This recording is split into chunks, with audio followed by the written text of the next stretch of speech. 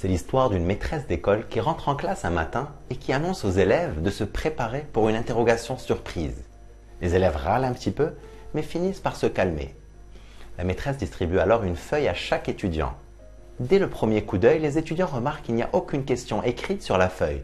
La page est toute blanche, à l'exception d'un point noir au centre. Les élèves sont intrigués. La maîtresse donne alors une explication. Elle dit: l'exercice est simple, vous avez 10 minutes, vous devez écrire une phrase qui décrit ce que vous voyez sur cette page. Un peu déconcertés, après un moment de doute, les étudiants se mettent à écrire. Les 10 minutes passées, la maîtresse ramasse les copies. Elle se met au tableau et commence à les lire à voix haute devant toute la classe. Tous les étudiants ont décrit le point noir et certains ont parlé brièvement de sa position au centre de la feuille. Après avoir lu toutes les copies, la maîtresse leur dit: je ne vais pas vous noter sur cet exercice. Je veux juste qu'on réfléchisse ensemble. Dans vos réponses, personne n'a rien écrit au sujet de la partie blanche de la feuille. Tout le monde s'est focalisé sur le point noir. Les étudiants écoutent attentivement. La maîtresse continue son explication. Ce n'est pas un peu la même chose dans notre quotidien? On a tendance à nous concentrer seulement sur les points noirs de la vie. Une grippe, une insulte, une mauvaise note, un manque d'argent, oui ou non? Les élèves acquiescent de la tête. La maîtresse poursuit: mais en vrai, ces points noirs sont très petits quand on les compare avec tout ce que nous avons la chance d'avoir dans nos vies. Un toit, une famille, des amis, la nature, la musique, l'école. Les élèves commencent à comprendre où va en venir la maîtresse qui continue son explication.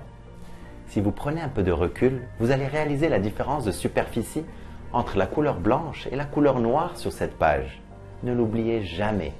La prochaine fois que vous rencontrez un point noir dans votre vie, prenez du recul et souvenez-vous que c'est tout petit face à toute l'abondance qui vous entoure. Souvenez-vous de toutes les bonnes choses que vous avez la chance d'avoir dans votre vie. Les élèves remercient chaleureusement la maîtresse pour cette leçon qu'ils ne sont pas prêts d'oublier.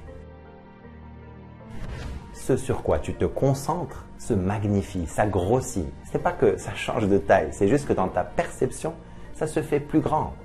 Si tu prends une toute petite pièce de 20 centimes et que tu te concentres dessus, que tu la rapproches de ton œil, à un moment donné, elle va te cacher le soleil.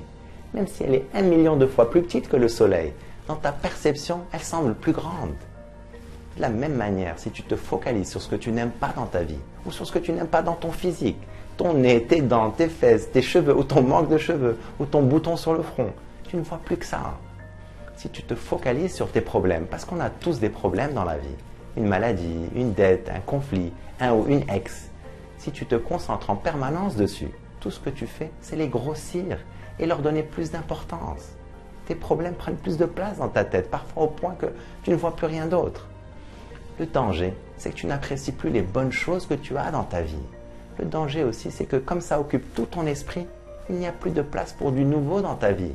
Et sans le savoir, sans le vouloir, tu te condamnes à la médiocrité. Apprends à prendre du recul. Ne laisse plus les petites choses qui te contrarient t'empêcher de voir toutes les choses merveilleuses que tu as dans ta vie. Je t'encourage à vivre une vie extraordinaire. Vive al-hayat!